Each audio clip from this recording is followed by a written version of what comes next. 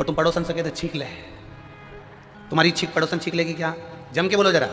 नहीं, तुम्हें खांसी चल रही है, अब जैसे हमको चली अभी थोड़ी देर में, हम तुमसे कहते हैं ए हरी साड़ी वाली जीजी खांस ले, अब हमारी खांसी तुम खांस लोगी क्या? बोलते जाओ जरा।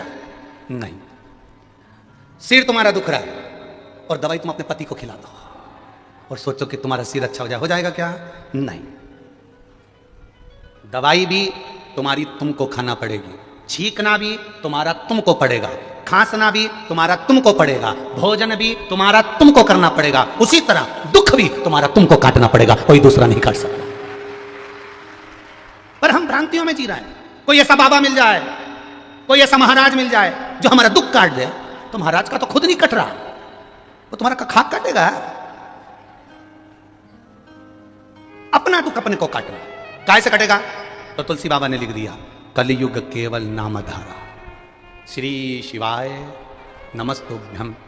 हमने बुरा कर्म करा है तो उसको काटना हमको पड़ेगा, पूर्व में हम करके आए हैं तो हमको भोगना पड़ेगा। उस भोगते समय पर दुख आया है तो थोड़ा भगवत भजन में लग जाओ। राम जी ने एक काम सबसे प्रबल करा, जब उनको वनवास मिला, राम जी को 14 वर्ष का वनवास मिला, मेरे राम जी महाराज कहीं नहीं गए।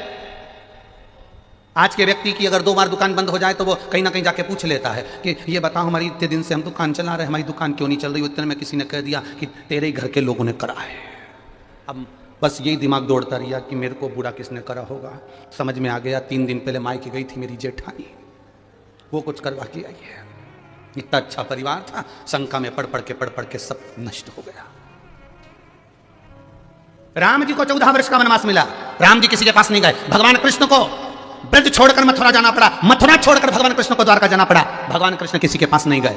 भगवान कृष्ण और राम जानते थे कि हमारे कर्मों को हमें स्वयं काटना है। राम जी अयोध्या से चले तो जहां जहां रुकते थे शिवलिंग का निर्माण करते थे, पार्थिव शिवलिंग बनाते थे, पूजन करते थे, चलते जाते थे, फिर पूजन करते थे, चलते जाते थे। राम पथगमन भारत सरकार ने बनाया है।